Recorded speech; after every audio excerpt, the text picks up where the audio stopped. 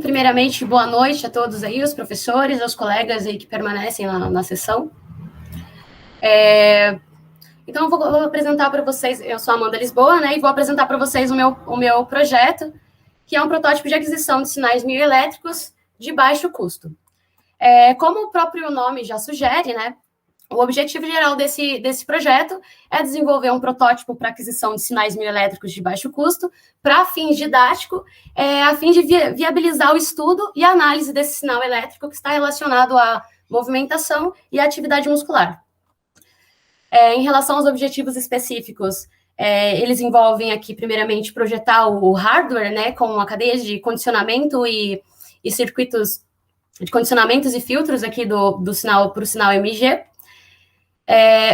desenvolver uma placa de circuito impressa contendo os circuitos projetados, a implementação de algoritmos de processamento digital de sinais e a apresentação gráfica aqui desse sinal EMG para a gente poder compreender um pouco mais do que se trata. Então, aqui, iniciando aqui, para contextualizar um pouco, né, o sinal mioelétrico, aqui comumente também chamado de EMG, eu vou estar falando assim, ele é um sinal de origem biológica que é produzido através da interação entre células nervosas ou musculares, que gera um campo eletromagnético que é capaz de ser medido na superfície da pele de um indivíduo. Como principais características aqui, o sinal EMG, ele apresenta amplitudes que variam de poucos microvolts até 10 milivolts de pico a pico, e possuem ali a faixa, dentro da faixa de frequência de 50 a 500 Hz de frequência, tendo a sua maior expressividade entre as frequências de 50 e 150 Hz. Esse sinal EMG, ele é amplamente utilizado em diversos tipos de questões aqui, principalmente em pesquisas médicas que relacionam a ortopedia, cirurgias, na reabilitação também, nas questões de pós-operatórios e terapias, em estudos ergonômicos para o design ergonômico de produtos e certificação de produtos, e também na ciência de esportes, né, relacionado a estudos de biomecânica, análise de movimentos e reabilitação esportiva. Existem outras aplicações também que eu trago aqui no texto, que envolvem aqui a utilização, a aplicação desse sinal EMG para o desenvolvimento de controles de objetos, né, e dispositivos robóticos, atuando como interface homem-máquina, por exemplo. Bom, para o desenvolvimento aqui de um circuito, de um protótipo que seja capaz de fazer essa aquisição desse sinal, né, nós temos alguns requisitos, né, como principalmente a amplificação desse sinal, que apresenta baixas amplitudes, além do limite da banda de passagem, né, através da utilização de filtros analógicos e também a adequação do sinal, referente ao nível médio e a proteção desse circuito, por exemplo.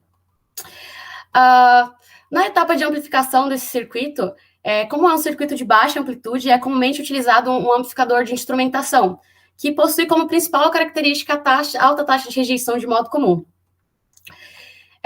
Posteriormente ao condicionamento desse sinal, né, é necessário que seja realizada aqui uma conversão analógico desse sinal, a conversão analógico digital, para que possa ser viabilizada a etapa de processamento digital do sinal, que é a etapa onde vão ser adquiridas, vão ser obtidas informações relevantes para desenvolver, para utilizar esse sinal de fato em alguma aplicação desejada. Os índices mais comuns relacionados à análise de processamento digital de sinal relacionados ao EMG são o valor da RMS, né, raiz quadrática média, e a média dos valores absolutos. Isso em relação ao domínio do tempo. Já em relação ao domínio da frequência, existem alguns índices que podem ser utilizados, como a frequência média da densidade espectral de potência ou a frequência mediana. Existem ainda outras abordagens que trazem uma análise em tempo e frequência, né, que são abordagens um pouco mais complexas, que se utilizam ali da transformada de Fourier de tempo curto e também das transformadas de Weygelt. Ainda em relação ao processamento digital de sinal, é comumente utilizado também os filtros passabandas ou filtros notes ou rejeita faixas para contornar ali, evitar o ruído relacionado aos 60 Hz. Para contextualizar esse projeto com alguma aplicação específica, foi escolhido o estudo dos índices relacionados à fadiga muscular localizada. A fadiga muscular localizada, ela é um efeito que ocorre ao longo do tempo que faz com que ocorra a diminuição do desempenho muscular de um indivíduo quando realiza determinada tarefa. Os índices mais clássicos utilizados para aferição dessa fadiga muscular localizada são os índices RMS no domínio do tempo e a frequência mediana no espectro da densidade espectral de potência. Essa figura aqui, ela traz para a gente os comportamentos relacionados aqui entre esses índices e a ocorrência da fadiga muscular localizada. Ao longo do tempo, o valor RMS ele tende a se elevar e o valor da frequência mediana ele tende a decrescer conforme vai ocorrendo a fadiga muscular. Esse efeito da frequência mediana decrescer pode ser visualizado aqui no canto direito, né, onde ocorre aqui um deslocamento aqui da frequência que divide o espectro aqui da densidade espectral de potência, né, que onde ele vai sendo deslocado aqui para a esquerda para valores cada vez menores. Então, esse trabalho visa desenvolver um protótipo que seja capaz de fazer a aquisição desse sinal, transmiti-lo para um computador, buscando aplicar técnicas de processamento digital de sinais. Então, esse trabalho aqui envolve conhecimentos da disciplina de eletrônica, instrumentação eletrônica, processamento digital de sinais, compatibilidade eletromagnética e engenharia biomédica. Eu vou passar para a descrição técnica, mais especificamente aqui para a seção de materiais e métodos.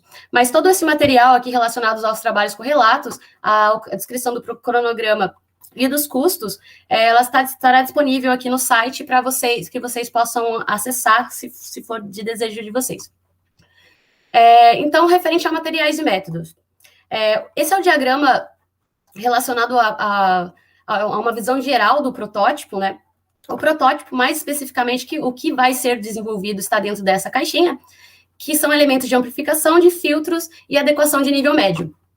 Nós temos ainda aqui os eletrodos, a utilização de um dispositivo para conversão analógico digital e o software escolhido para realizar um processamento digital de sinais.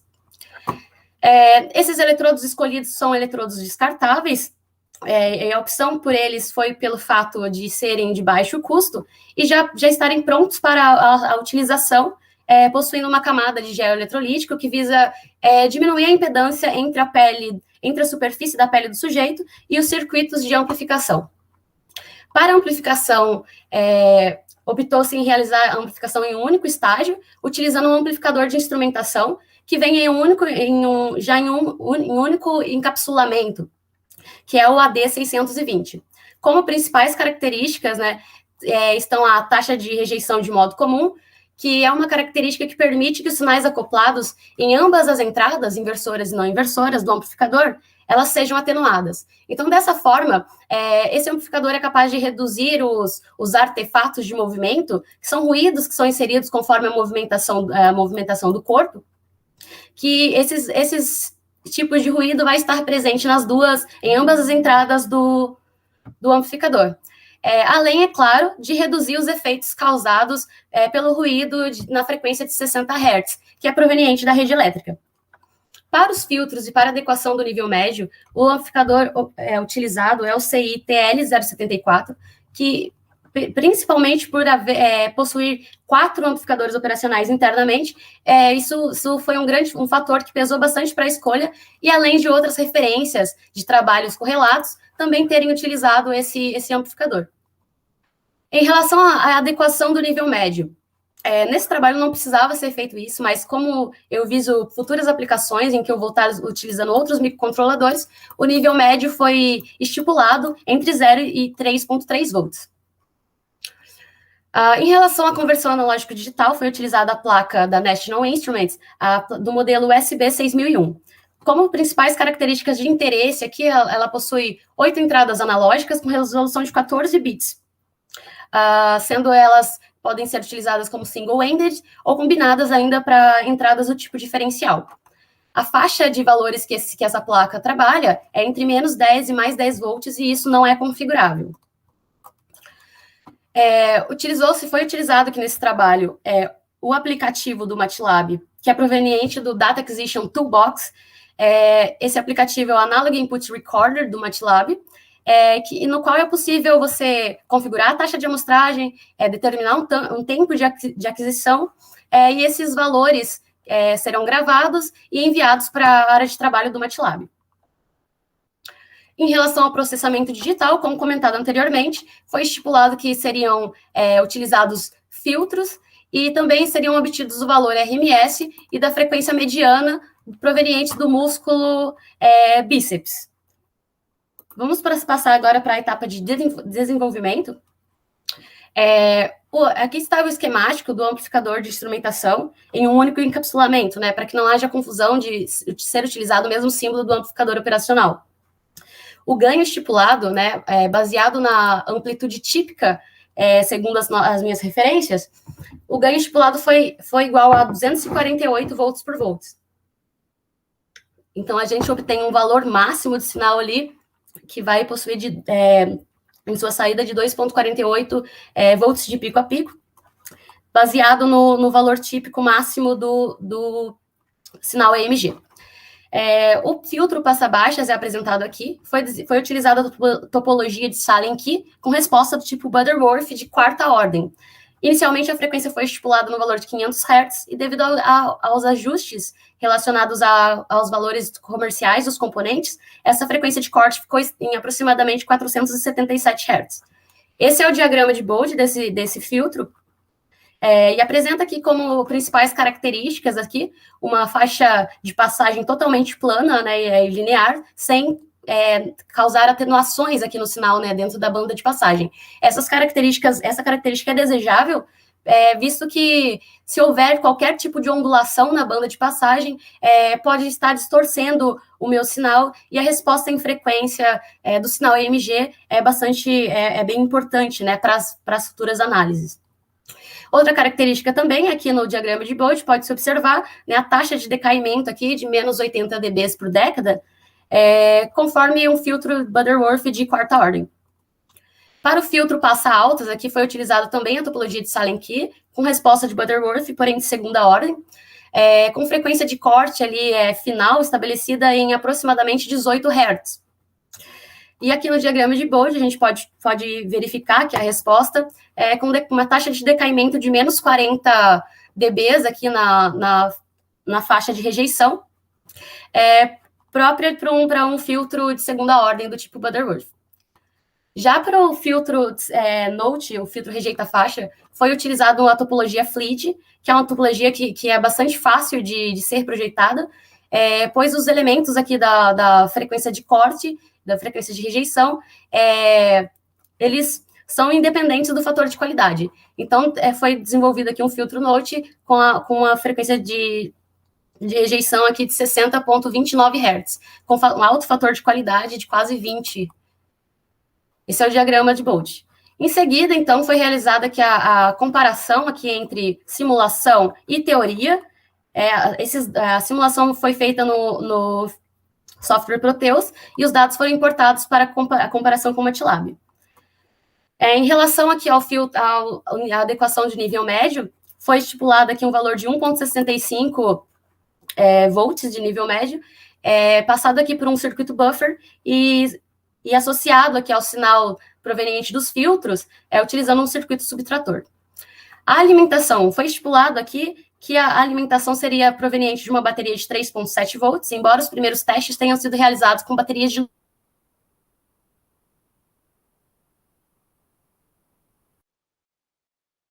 utiliza do circuito integrado 660, o qual fornece uma tensão negativa em sua saída a partir de uma tensão positiva de entrada. Foi desenvolvido também os suportes para os eletrodos, para desenvolver um bracelete para poder colocar no meu braço de uma forma mais fácil, assim, para ser utilizado mais fácil. Esse diagrama de blocos, ele traz aqui as etapas de processamento digital do sinal, onde será realizado aqui o pós-processamento, o sinal EMG armazenado, Tenho aqui um filtro passa baixa e um filtro passa alta, e existem dois fluxos aqui de preparo as rotinas de processamento digital do sinal. Na primeira delas, né, na verdade, um fator em comum que elas têm é a detecção da contração muscular. Essa detecção foi feita a partir do operador de energia de Tiger-Kaiser, e eu desenvolvi um algoritmo baseado em threshold, baseado no limiar, para detectar o início e o fim da contração. Então, com essas informações de início e fim da contração, é calculado o valor RMS da contração através, não do sinal propriamente dito do sinal filtrado. Esse valor RMS está associado com a retificação de onda completa, o envelope do sinal gerado através de um filtro média móvel, e por fim, então, sim, calculamos o valor da RMS da contração. Agora, o valor da frequência mediana, ele está associado aqui à detecção também, né, do início e do fim da contração, mas esse valor da mediana é calculado aqui para o sinal filtrado apenas. Esses são os comportamentos das respostas em frequência dos filtros digitais utilizados, ambos com o polinômio de Butterworth para filtros de quarta ordem. O processo de retificação de onda completa foi executado através da função ABS no MATLAB, e aqui a gente tem um exemplo aqui de como seria, né, a realização de uma retificação de onda completa, apenas para ilustração. Essa descrição matemática do operador de energia de Tiger-Kaiser, que ele tem como funcionalidade destacar em um sinal em tempo discreto, destacar onde ocorrem maiores variações no meu sinal. E isso é bastante interessante para o desenvolvimento de um algoritmo para detecção da contração, do início da contração, o que vai ficar mais claro para a gente depois ali na análise dos resultados. A expressão matemática para um valor RMS do sinal, e aqui em relação à frequência mediana, foi utilizada a função MEDFREQ, que é proveniente do pacote de processamento digital de sinais do próprio MATLAB. Passando aqui para a seção de resultados, o sinal gerado para o teste dos filtros, ele foi um sinal gerado através de um aplicativo do Function Generator no meu celular. E aí eu utilizei da saída de áudio, a saída P2, e conectei ao circuito de interesse. Aqui só temos uma ilustração apenas para verificação desse sinal aqui, utilizando um osciloscópio aqui de baixo custo. Aqui são os materiais utilizados. Eu utilizei a placa ANI para fazer a aquisição no ponto de entrada, né, do gerador de funções, e no ponto de saída dos meus filtros. Aqui é o meu circuito aqui em protoboard. E esse fluxograma diz um pouco do método que eu fiz para poder fazer essa aquisição de uma maneira um pouco mais automatizada, na qual eu faço as aquisições e informo para o meu algoritmo a frequência de teste, e depois eu tenho a compilação desses dados, e aí eu consegui gerar a resposta em frequência, realizando essa operação para 76 valores de frequência distintos, e poder realizar a comparação da resposta em frequência dos filtros em relação à teoria, à simulação, e em vermelho eu tenho a curva aqui gerada através desse teste para o meu circuito real, tá? Então, aqui eu tive uma resposta muito boa, muito próxima, com exceção aqui de um pequeno desvio aqui no filtro rejeita faixa. Para quem quiser ver depois, eu tenho aqui um videozinho, mas eu já acredito que falta 5 minutos para terminar, então eu vou passar aqui. Eu desenvolvi aqui uma placa dupla face, né, com o meu circuito. A placa foi feita... Falta menos, tá, Amanda? Faltam uns 2 minutos, tá? Sim, senhor. Então, eu desenvolvi uma placa aqui dupla face, né, contendo os meus circuitos. Essa placa foi desenvolvida dupla face para ser um circuito menor possível que eu pudesse desenvolver. Passemos aqui para as considerações da alimentação. O circuito auxiliar, né, foi verificado que a confecção desse circuito auxiliar, ele causou ruídos indesejados aqui no meu sinal. Aqui a gente tem a linha de base, que seria, tipo, o sinal sem ativação muscular, sabe? O sinal só estava, o meu protótipo só estava ligado. E aqui a gente tem a resposta em frequência aqui, onde é possível verificar que as frequências provenientes desse circuito de circuito auxiliar, que ele causou aqui ruídos indesejados aqui dentro da frequência de interesse do EMG.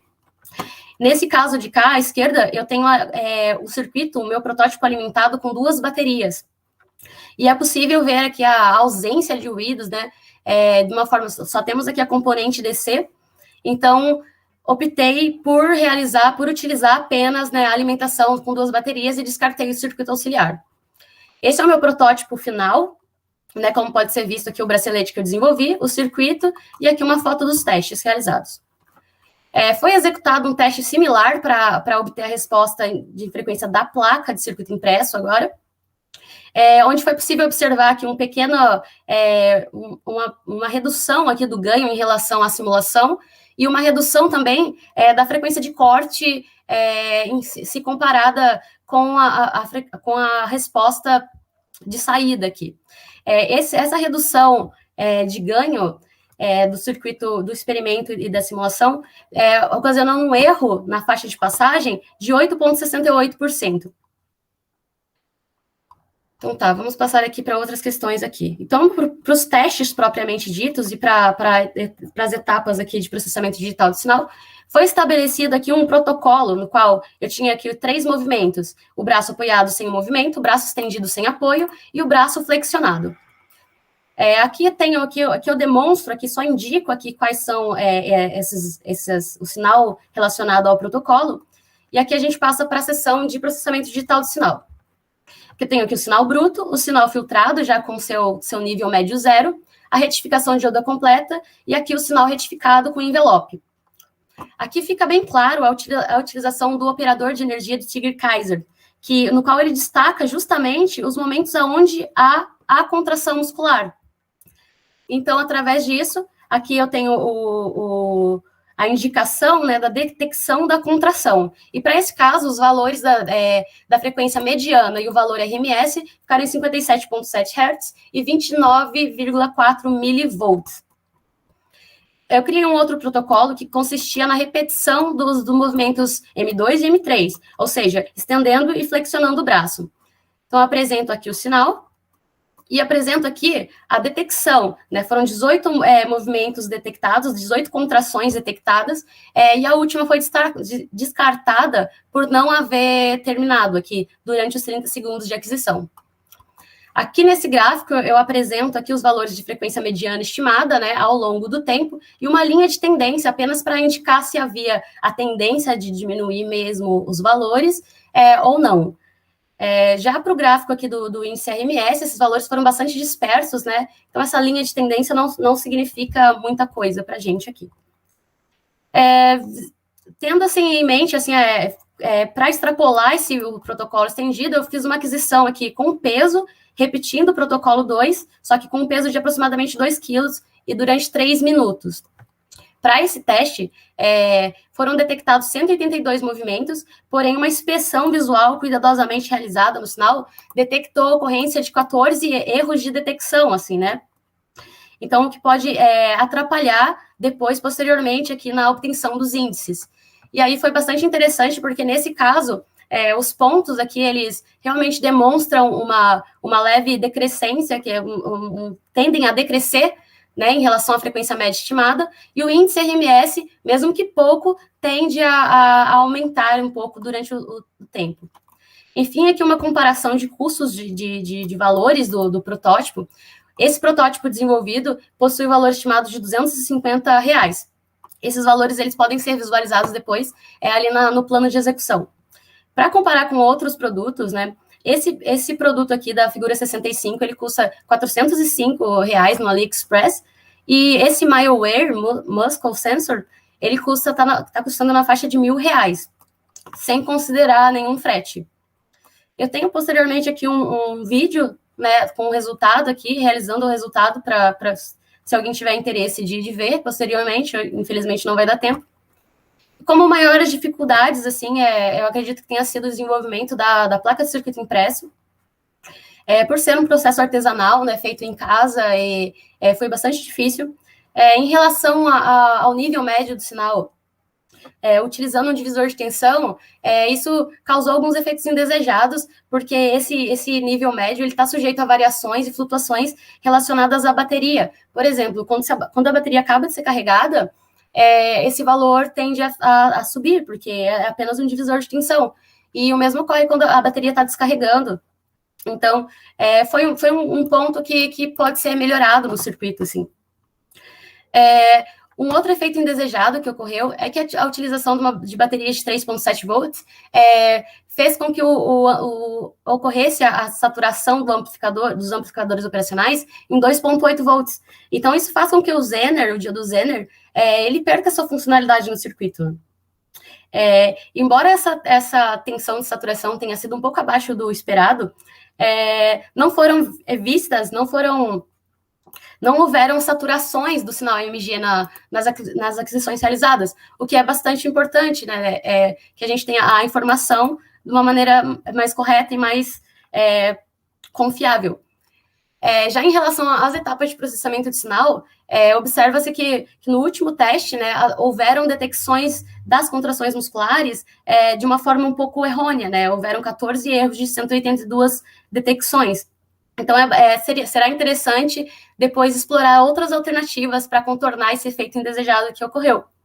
Como sugestões de trabalho futuro, eu trago aqui a modificação do layout, buscando um layout menor e também solucionando os problemas indicados, e o desenvolvimento de um EMG wireless, para o desenvolvimento de um dispositivo wearable, né, na linha de dispositivos vestíveis, aí eu acho que pode ser bastante bacana.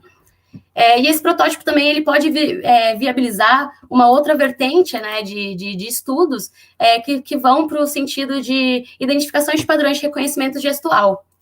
Como conclusões finais, todos os objetivos eles foram atingidos. O objetivo geral, principalmente, foi possível realizar a aquisição do sinal EMG de uma forma bastante boa. Foi muito, eu achei bastante legal, assim, e nós podemos ver, assim, a qualidade e as características, né, desse sinal, assim. Então, o objetivo geral, ele foi atingido. Existem pontos a melhorar, como todo projeto de circuitos, como todo projeto de desenvolvimento de hardware, existem alguns pontos a serem melhorados, sim, porém, os resultados obtidos, julgam-se que os resultados obtidos foram de maneira satisfatória. Então, eu encerro por aqui a minha apresentação e estou aberta aí a maiores dúvidas, sugestões, críticas.